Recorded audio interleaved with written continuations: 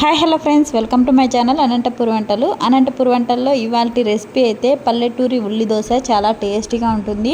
ఈ పెనం మీద దోశలు అయితే చాలా రుచిగా ఉంటాయి. మీకు ఎంతమందికి అయితే ఈ పెనం మీద దోశలు అంటే ఇష్టమో కింద కామెంట్ చేయండి.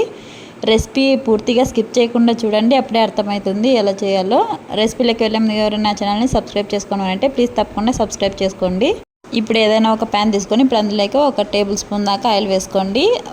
ఉల్లిపాయలని అలాగే ఒక 2-3 పచ్చిమిరపకాయలని సన్నగా తరిగి వేసుకోండి. ఉల్లిపాయలు మీ ఆప్షన్, ఎన్నైనా వేసుకోవచ్చు.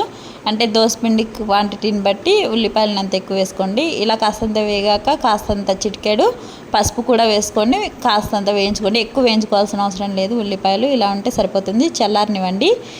ఇప్పుడు ఒక బౌల్ తీసుకొని ఇప్పుడు అందులోకి ఒక 2 గరిటెల దాకా దోసపిండిని తీసుకున్నాను. నేను ఇక్కడ దోసపిండి ప్రిపరేషన్ అయితే ఎలా చేసుకోవాలో చూపించట్లేదు. ఒకవేళ మీకు కావాలనుకుంటే ప్రీవియస్ వీడియోస్లో పల్లెటూరు దోశ అని రెసిపీ పెట్టాను. ఆ లింక్ డిస్క్రిప్షన్లో ఇస్తాను, ఒకసారి చెక్ చేయండి. ఇప్పుడు ఇందులోకి కాస్తంత టేస్ట్కి తగ్గట్టు సాల్ట్, అలాగే ఒక చిటికెడు దాకా వంట సోడా వేసుకొని కొద్దిగా వాటర్ వేసుకొని కలుపుకోండి. బాగా చూసుకొని కొద్దిగా వాటర్ ఉండలు లేకుండా పర్ఫెక్ట్గా కలుపుకోండి.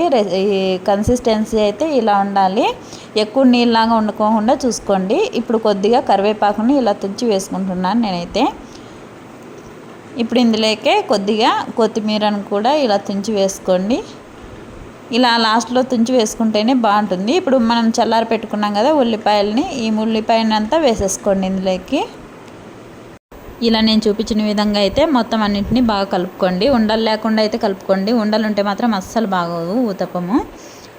ఇప్పుడైతే నేను ప్యాన్ పెట్టుకున్నాను, అది చిన్న పెనం పెట్టుకున్నాను. ఇలా బాగా వేడెక్కాలండి పెనం అయితే. ఇలా క్లాత్ ఉండేది ఏదన్నా కానీ తీసుకొని ఆయిల్ పట్టించుకోండి, అప్పుడే దోశలు బాగా వస్తాయి. ఇలా నేను 1.5 గరిటె దాకా తీసుకొని దోశ అనేది స్ప్రెడ్ చేసుకుంటున్నాను. అంటే చిన్నగా కావాలనుకుంటే చిన్నగా వేసుకోండి.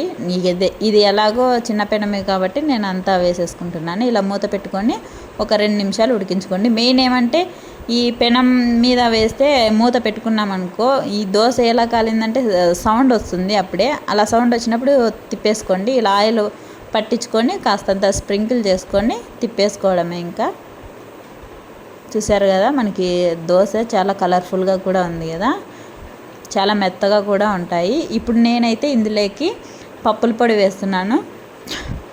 ఈ పప్పుల పొడి అయితే అదే పుట్నాల పప్పు, కాస్తంత కారము, ఉప్పు, అలాగే వెల్లుల్లిపాయలని కలిపి మిక్సీ పట్టుకున్నాను. వెల్లుల్లిపాయలు ఎక్కువ వేసుకోవద్దండి, ముద్ద గట్టిపోతుంది.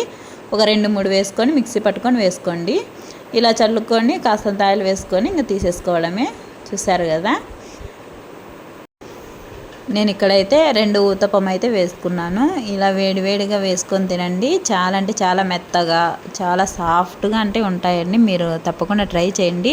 రెసిపీని అయితే పూర్తిగా చూస్తేనే అర్థమవుతుంది, స్కిప్ చేయకుండా అయితే చూడండి.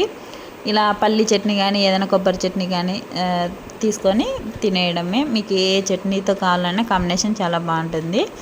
రెసిపీ నచ్చింటే ఒక లైక్ చేయండి, అలాగే షేర్ చేయండి, సబ్స్క్రైబ్ చేసుకోవడం మాత్రం మర్చిపోకండి.